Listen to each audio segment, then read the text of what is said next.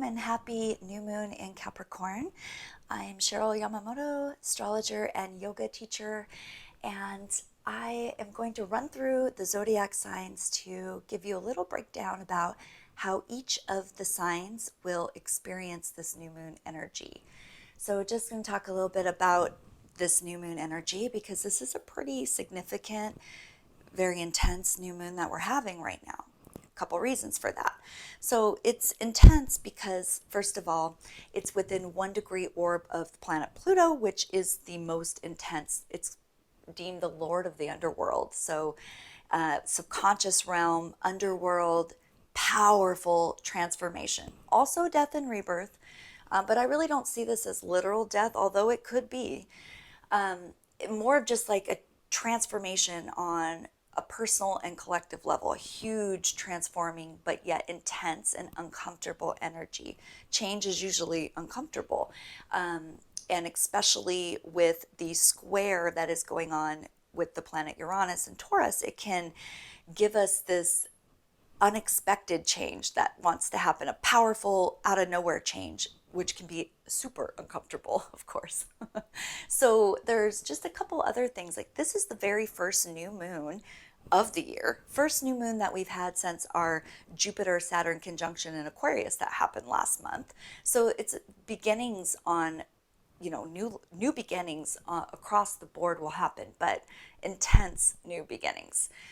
So everyone, just give yourself permission to slow down during this new moon, because that's what new moon energy really asks of us, is to slow down, to go inward, to give ourselves time to process all of this information that's coming through. We might be receiving super fast electric downloads at this time. Hidden information that comes out during new and full moon times as well. Super intense emotional energy. Just expect that from everyone. And as we've seen, expect that to be worse for the next week or two. Things will calm down when we get into February, but I seriously feel I've felt a low level of anxiety, and I'm not one that suffers, thankfully, from anxiety often, but I have felt a very low level underlying anxiety, just uncomfortable energy for the last week, and it's growing and growing and growing. I can't put my finger on it, but it's super intense. And I do a lot of personal work in the subconscious realm, meditating hours a day.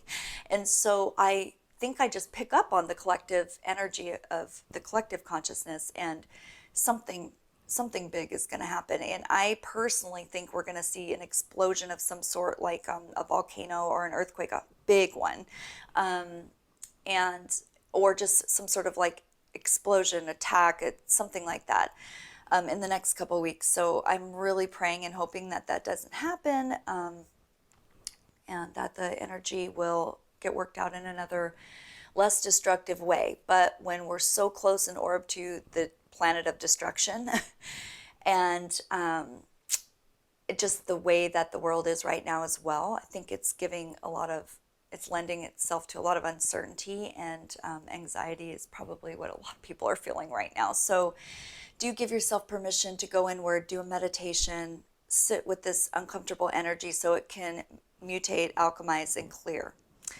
Okay, so let's get into the forecast for the zodiac signs. I'm going to start with Capricorn because Capricorn, this is your full moon, or sorry, your new moon that you're having. And so we're going to start with you. Now, you're having a new moon in your sign, which means first house. And anytime you have a new moon falling in your sign, it is time for new beginnings for you on a personal level, a very personal level. This can mean that you might change your appearance even. You may take on a new way of thinking, of being. You're going to be spending time evaluating yourself and how you can change. So think about how you can better be of service to others, and do set a new moon intention setting, do a meditation for intention setting, and focus on what it is you want to change and improve about yourself. Okay, so I'm going to go backwards. Sagittarius. second house. Now, second house is your money house, but it's also your house of self-worth. Now, you've had a lot of energy the past couple of years in your second house, and that's about to change. So worries about financial stuff are going to change. So even though it's a second house new moon, I could tell you, yes, focus on ways of bringing in new income, but instead I'm going to tell you to focus on ways to improve your self-worth and your self-talk about your self-worth, and improve, try to do things that will improve the way you think about yourself and feel about yourself. Your overall self-worth will grow this year, but it is the new moon and the time to set those intentions. And you can also set your money house intentions too. Why not, right? What do you want to manifest? What do you want to bring into your life financially? But just know that financial stresses are going to start to disappear a little bit for you going forward. Okay.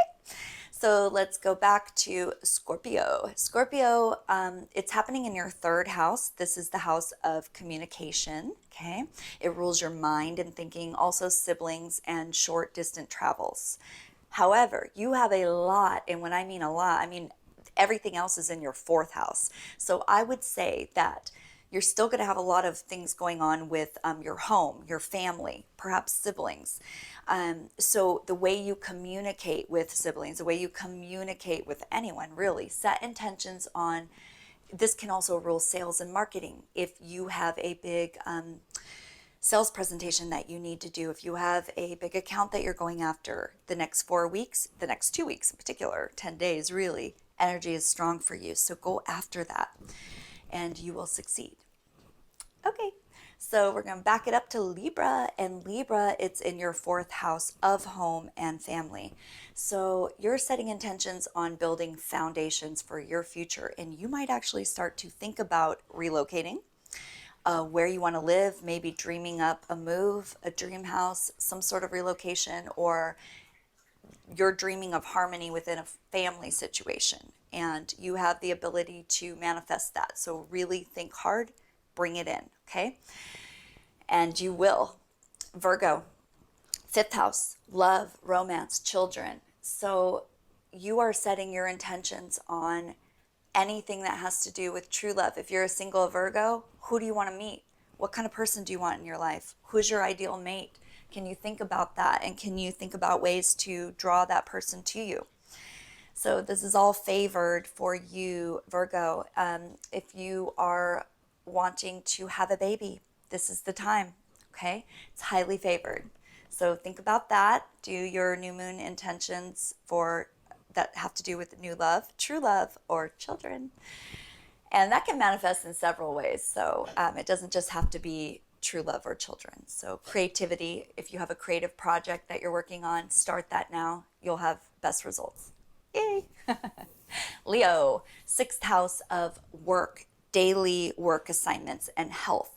This is the best time for you, Leo, to start a new diet, a new health regime, a new exercise program, a new daily meditation that you're committing to.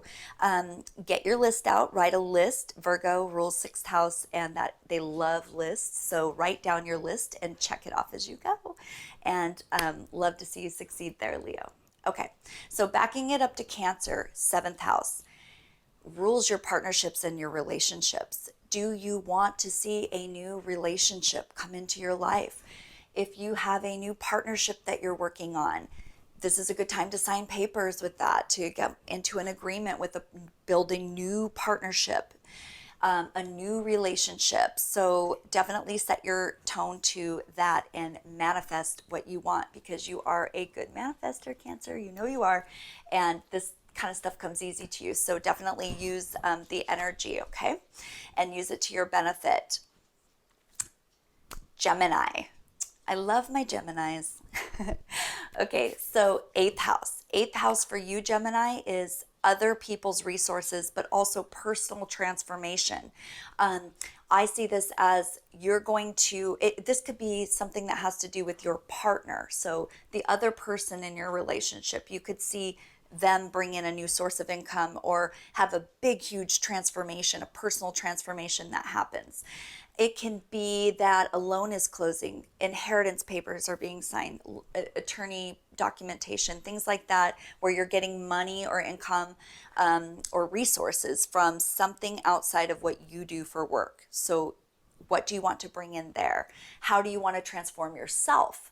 Okay, that's also important.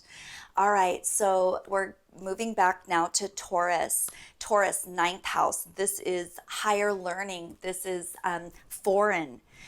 So any sort of business that is in a foreign business, foreign travel, which we can't do any of that right now because of COVID, but you can also apply this to higher learning. You know, do you want to go back to school? It's also our spiritual. Do you want to learn about spirituality, philosophy, religion? Those are all favored under this new moon. So set an intention for that. Take a course that you want to learn something new. This is the perfect energy for you to do that. Okay, we're to Aries. And Aries, with it falling in your 10th house at the top of your chart, this is brand new work for you. How do you want to appear? Your public image, you're going to change that now. You're going to go after something new that you want. Definitely a new job will come in. If you're looking for work, this is when you'll find it. Set those intentions for career goals, achieving them, and moving up the ladder. Set those goals, okay? Then we get to Pisces, 11th house. So 11th house rules our groups, our big, huge hopes, dreams, and wishes, and it's the humanitarian house. So you're thinking of new ways that you can be of service to humanity as a whole. You also might be joining new groups and Nordic, come here. Sorry. Joining new groups, new alignments with people, groups though. So you might be asked to be a part of a new group, or you might just join a new group. Remember, this can be ushering in a new, complete new group of people who might think a little differently than you do. They could be different in some way, but you're attracted to that now and you're drawing it in. So just set your intentions also for your own big, huge dreams. Set your dreams, set the bar high. Look at the stars and wish for them. Go for it. Take it in. Do your manifestation meditation and draw what you want into you now. Okay? Big hopes and wishes. I'm so excited for you, Pisces. Okay, so that brings us to Aquarius and 12th house Aquarius. This is the hidden part of your chart. This is where secrets will come out. This is where I would tell you to take a look at your dreams that you're having right now for the next couple weeks, but also any information that was hidden from you that is illuminated now or happens to come into your awareness. You need to decide how you're going to react. What are you going to do with that information? And it's calling to transform it. So you're being called now to act in a new way towards this information you receive, or react rather, in a new way.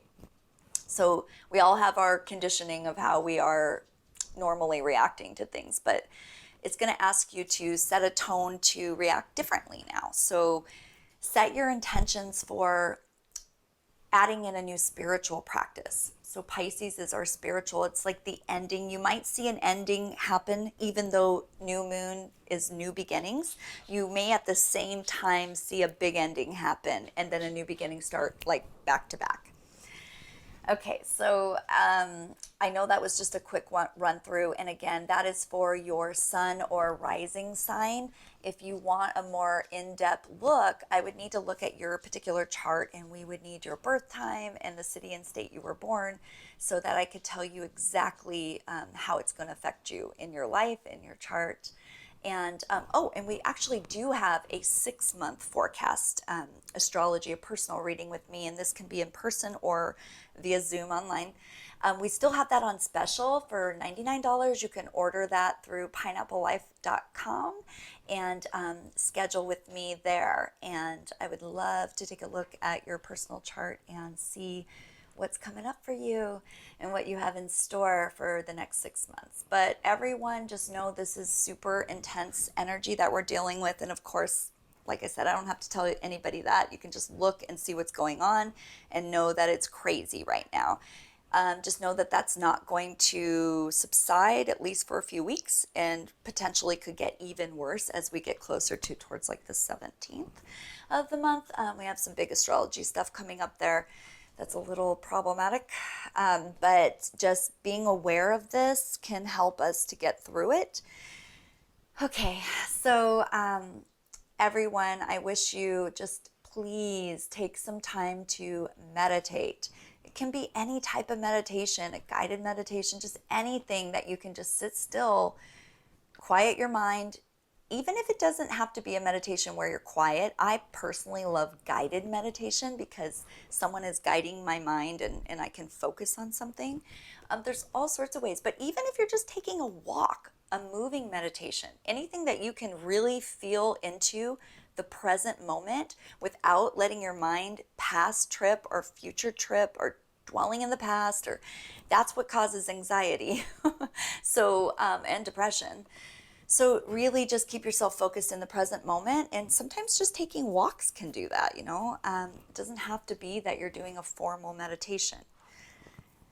Anyway, I wish you all a great happy new moon tonight, and please, please, please take the time for yourself and send some good intentions out to the world because we need good energy right now. Okay? Namaste.